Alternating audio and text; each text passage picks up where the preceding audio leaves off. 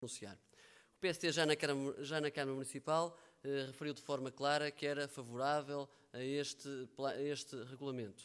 Manifestamos publicamente a nossa posição, aderimos a ela e mais uma vez aqui nesta Assembleia voltamos também a salientar o nosso acordo em relação à mesma.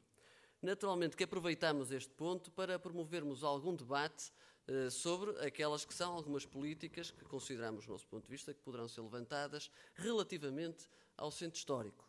À falta de tempo, naturalmente, deixava alguns pontos para posterior debate.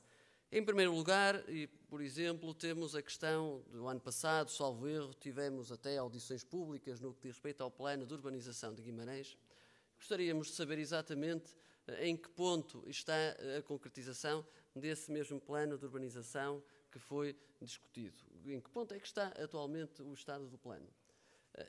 Depois, há outras matérias que, no que diz respeito a um ponto que nos deve a todos preocupar, que é precisamente o combate à desertificação, que é um problema transversal a todos os centros históricos da União Europeia. Naturalmente, gostaríamos de recomendar, dentro da nossa humilde competência, como disse há pouco o Sr. Presidente de Câmara, que não abdica das suas competências, nós vamos tendo as nossas competências para darmos alguns conselhos quando, naturalmente, podemos recorrer a eles, de relembrar que a Câmara Municipal, neste particular, pode socorrer-se, nomeadamente, de algumas políticas fiscais, nomeadamente com o recurso a diversos escalonamentos que pode fazer em relação ao imposto municipal sobre imóveis, como várias vezes temos aqui recomendado. Relativamente a este regulamento, também publicamente referimos que temos algumas reservas quanto a, embora naturalmente não seja suficiente para fazer pender o nosso voto em sentido diverso, mas temos algumas reservas, nomeadamente no que diz respeito à possibilidade de limitar apenas um carro por fogo. Pode ser um fator de não incentivo, precisamente, à vivência no centro histórico por parte dos nossos municípios, isso naturalmente que nos preocupa.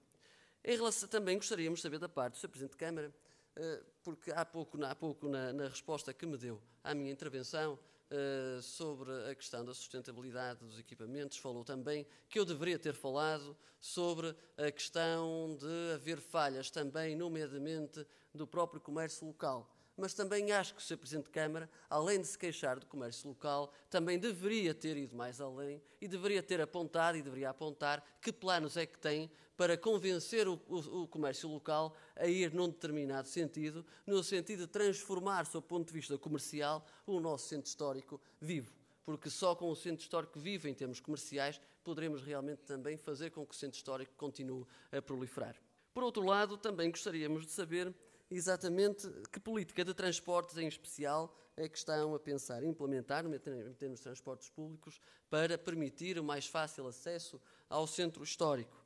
E aqui, neste particular, relembro também o que consta do relatório de atividades que a Câmara Municipal nos forneceu, em que refere que estava já em fase de conclusão, ou já estava concluído, uma proposta de alteração à rede noturna concessionada de transportes públicos.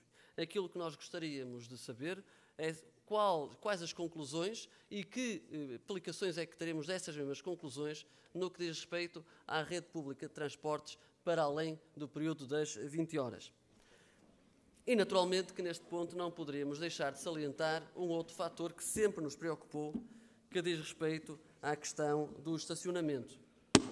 Preocupou-nos e, pelos vistos, preocupa também a Câmara Municipal, que, por isso mesmo, está neste momento, como consta mais uma vez no relatório de atividades, a procurar desenvolver um parque de estacionamento na Rua de Camões. E aquilo que nós hoje perguntamos, para terminar, é exatamente, também em termos práticos, em quanto tempo é que prevê a conclusão dessa mesma obra, para qual o montante do investimento e qual a sustentabilidade que naturalmente atribui à mesma.